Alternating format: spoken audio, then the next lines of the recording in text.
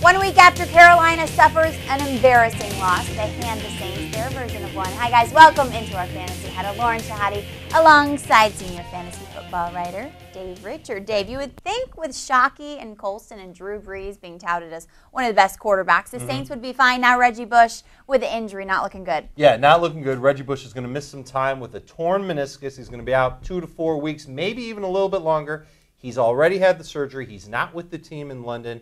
He's going to be sidelined for a while. Look for Deuce McAllister to see a bigger role in the offense. Look for Aaron Stecker to kind of take on Reggie Bush's role as a receiver / running back / whatever it is that Reggie Bush does. Now, the big question that everything, fantasy owners that's what have, he does. Yeah, right. But the question fantasy owners have is, what's going to happen to Drew Brees now? Because aren't his numbers going to go down because Reggie Bush isn't there? Not the case. Last year when Bush was missing for 4 games, Brees had 3 300-yard games and 3 games with 2 or more touchdowns. So expect Drew Brees to bounce back. Panthers did a really nice job pressuring him, covering the receivers. They jammed him at the line of scrimmage. I think Drew Brees is going to be okay. And remember, he's playing against the Chargers secondary this week, one of the worst in the NFL. Okay, you think he will do well in London. Speaking of San Diego, let's talk about LT, really a non-factor, Dave. Yeah, and I was surprised by this because LT did look better last week against New England, and this week, not only did he not get much of an opportunity, especially the running game, only 14 carries for what's arguably the best player on San Diego. That's kind of embarrassing.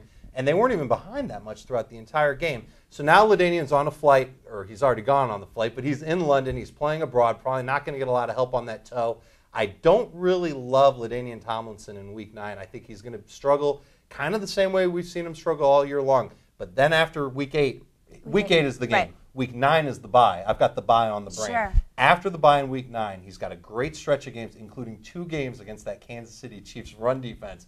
Awful, awful run defense. I think Latainian gets back on track starting in Week 10, but Week 8, keep those expectations lowered on him, and in Week 9, he's not going to play because he's on bye. Okay, LT not doing much, Dallas not doing much either. Brad Johnson taking over under center. He hasn't taken a snap since 2006. Before yesterday, what does this all mean for T.O. and Williams and all those guys? It means that Tony Romo needs to get back on the field, and he's, ASAP. Jerry Jones isn't paying him $28.5 million to flirt with Jessica Simpson every weekend. So look, Brad Johnson, terrible, terrible game. A lot of other things happened in Dallas here. A lot of penalties before the snap, a lot of mistakes here and there that really cost them. And how about this? Roy Williams, the new toy of the Dallas offense, targeted 2 times in the game. Kind of a surprise there. And Terrell Owens, another game without 100 yards receiving. In this game, of course, 2 catches, 31 yards. That's a nightmare for fantasy football owners. Right now, as we sit here, the only Dallas Cowboy that I like is Marion Barber. Really? Now, Tony Romo's got to come back. And when he comes back, then I'm going to like everybody else in Dallas. But until then, I think T.O. is a risk to start. Roy Williams is very much a risk to start. He admitted after the game that he still doesn't know this offense very well. Fantasy owners should have caught on to that. Thing. Yeah, not a good. Well, it's only been there 5 days. Sure. You got to give him a chance to get to know the offense a little bit. But you want confidence. And you want him to know what he's doing out there on the field. And now, when he's out there with Dallas, he's got to think about everything he does. He's not sure about where he's supposed to be. It's not a good situation. Really, what needs to happen is Tony Romo needs to get back. He needs to work with Roy Williams. And when that begins to happen, that's when the Dallas offense is going to take off and really start putting up points like we thought that they would. Things are a little crazy in Dallas right now. Things are crazy in the National Football League. We're looking at a year where Peyton Manning is suspect and Kyle Orton and Matt Schaub are taking off. Is this like the changing of the guards or what? I don't know if it's a changing of the guards, but it's certainly a reflection of good quarterback play starting to step up. Kyle Orton is doing it with a lot of good receivers. He's got 6 good players to throw to. 3 receivers, 2 tight ends, and running back Matt Forte. Whereas Matt Schaub's been on fire thanks in part to Andre Johnson. He's been leaning on one guy. And Andre Johnson's been able to put up over 100 yards in each of his last 3 games. And he's a tremendous receiver, all the talent in the world. As long as he stays healthy, he's going to be the #1 fantasy wide receiver out there. Now, are both of these guys going to keep it up? My vote is yes, especially Kyle Orton, simply because the Bears have a great schedule down the stretch. They've got a couple of games where they play good run defenses, no really good pass defenses in their future. So I think Kyle Orton is here to stay. I think as long as Schaub is healthy and Andre Johnson's healthy, he's here to stay too. Okay, let's get back talking about Peyton Manning. I was watching the game next to an Indy fan. He said, I'm so fed up with Peyton Manning. I'm thinking, this is a Super Bowl champ. Insane. It's just insane. He's going to come back around, right, Dave? Yeah, he's going to come back around. And he did his best Brett Favre impersonation. He threw 2 touchdowns to Green Bay Packers on Sunday.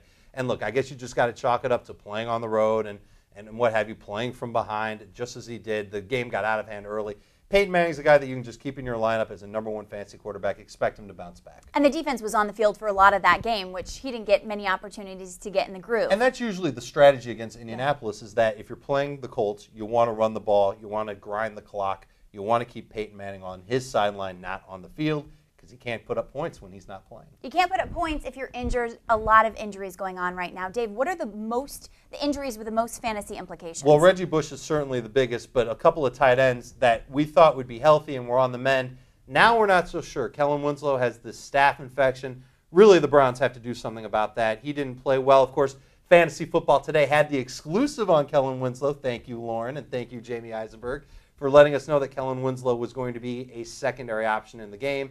Of course, Steven Jackson had a monster game, left early with a quad injury. The Rams are not expecting it to be a serious injury. And Devin Hester, one of the big reasons for Kyle Orton going off and having this great big start is because Devin Hester is starting to play more like a wide receiver. The quad injury might slow him down a little bit. This is a guy who relies on his speed. If he doesn't have his speed, he's nowhere near the player that he should be or could be. So hopefully this quad injury is very small. Okay, Monday Night Football, your boy Matt Castle playing against Denver. Not my boy. Don't really go together. How's Matt Castle going to fare? I'd like to say Matt Castle's going to do well because it's a good matchup, but he hasn't played very well throughout the entire course of the season. I'd be nervous to start him. I wouldn't be nervous to start Randy Moss or Wes Welker, but I'd keep expectations in check.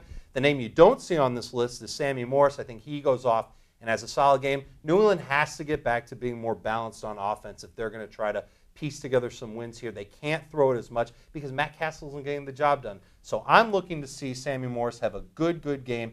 Denver's run defense not really getting better. I think that they're going to struggle against Sammy Morris and whoever else the Patriots use at running back tonight. Well, hopefully my fantasy football team doesn't struggle anymore.